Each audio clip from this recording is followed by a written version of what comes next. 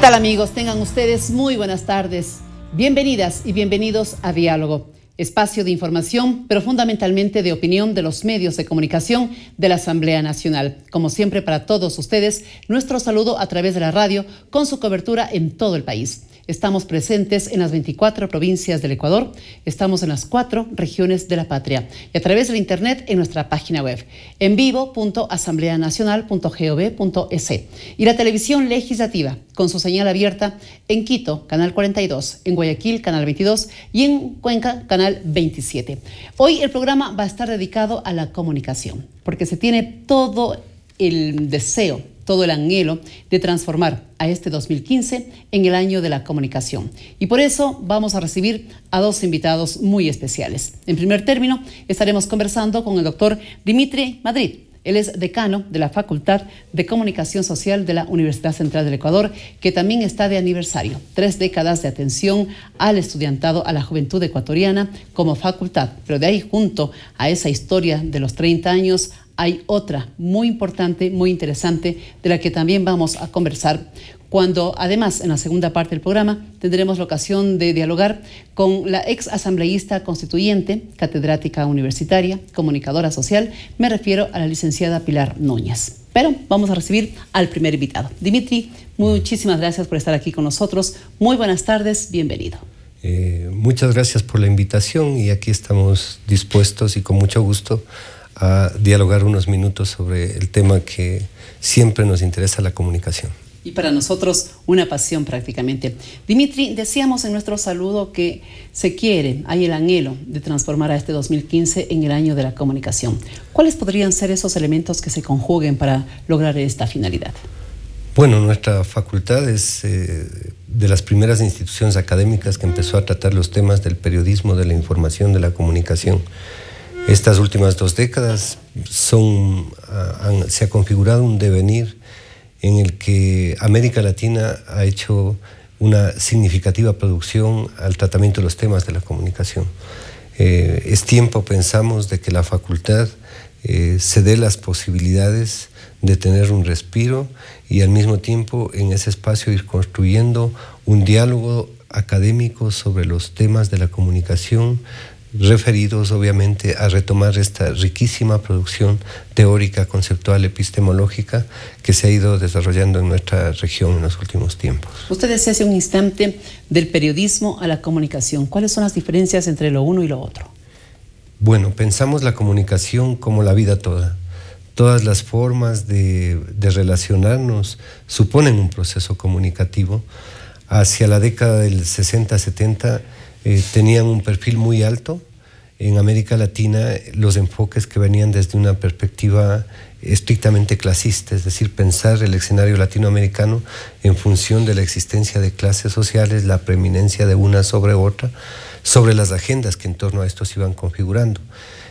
A finales de la década del 70 sucede la crisis de los paradigmas.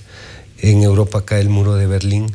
Muchos de los discursos estaban construidos desde una apropiación, diríamos, bastante ortodoxa del marxismo, y eso va abriendo y va dando camino al surgimiento de una nueva intelectualidad, que no deja de lado lo anterior, pero que al mismo tiempo le integra a lo anterior la necesidad de trabajar sobre la recuperación de algunos de los elementos sígnicos, culturales de nuestra sociedad, de entender que nuestro contexto, además de ser un contexto socioeconómico, incorpora una variada diversidad, una plurinacionalidad, un constructo social en el que convergen actores que son diversos y que debían reconocerse como diversos. Entonces la comunicación tiene en este camino un rol fundamentalmente importante. Yo quisiera rescatar en este sentido los aportes del maestro latinoamericano Jesús Martín Barbero, quien va pensando la comunicación en los grandes espacios urbanos, en las grandes metrópolis, porque América Latina sufre un proceso fuerte de migración, de crecimiento de las urbes, y en esas urbes los ciudadanos somos anónimos. nuestra vida coloquial en las provincias, en los cantones, en las zonas rurales, desaparece y nos convertimos en hombres de ciudad, hombres cosmopolitas, hombres metropolitanos. De ahí escrita la comunicación. Así es, porque en ese espacio nosotros perdemos identidad. Entonces hay una comunicación que empieza a uniformizarnos. Y las nuevas corrientes latinoamericanas dicen, necesitamos encontrar las diversidades. Dimitri, ¿hasta qué nivel llegamos cuando el periodismo se lo ejecutaba y se lo impartía en la academia? También, ¿hasta qué punto llegó a desarrollarse y a cumplirse ese periodismo? Y desde ese nivel, ¿cómo partió hacia la comunicación? Y ahora, ¿a qué nivel de esa experiencia comunicacional estamos? Bueno, somos herederos nosotros de una experiencia muy particular en la formación de los periodistas. De hecho, nosotros tenemos un auditorio al que lo denominamos Pedro Jorge Vera, ¿no? Un insigne periodista, un periodista implacable para denunciar los poderes, los abusos del poder, para tomar una posición social, para tener un compromiso social, ¿sí? Ese periodismo nos perfiló la formación de un profesional que iba a los medios, a la prensa, a la radio, a la televisión. El camino a la comunicación nos permite diversificar la oferta, las visiones académicas de nuestros estudiantes, porque no solamente son los medios, sino que necesitamos encontrar lecturas semióticas, lecturas hermenéuticas, necesitamos encontrar los códigos alrededor de los cuales se va configurando el modelo ya más estructural de comunicación. Es decir, me explico, nosotros pensamos que las ciudades comunican. El Quito del 60 era una cosa, el Quito de la actualidad es muy diferente. Y la estructura urbana de la ciudad comunica una forma específica del momento histórico de esa sociedad. Entonces, allí hay un campo para trabajar comunicación ciudad. El campo de la salud es un campo en el que se maneja la medicina alopática y otras formas de medicina alternativa, que podemos llamarlas medicina tradicional. Alrededor de eso hay un código comunicativo sobre el que hay que trabajar. El médico se comunica con el paciente. ¿Qué tipo de comunicación de elementos comunicativos podemos entregar para que esa comunicación permita relaciones más horizontales? Van apareciendo paulatinamente en nuestro escenario las minorías étnicas, religiosas, sexuales, que exigen tener posibilidades de expresión. Necesitamos un grupo de comunicadores que se acerquen, convivan, conozcan esa problemática y luego la presenten al gran público. Tenemos comunicación política, comunicación cultura, ¿no? Y por otro lado, necesitamos pensar comunicadores que reparen en el hecho de que al otro lado del medio hay un receptor que está sujeto a mediaciones, que pueden ser su familia, que pueden ser sus amigos de colegio, que puede ser la universidad, que puede ser el sindicato, la comuna, y que va a recrear el mensaje que nosotros lo estamos entregando. Dimitri, usted nombra una figura que enseñó a ser al periodista un sujeto crítico.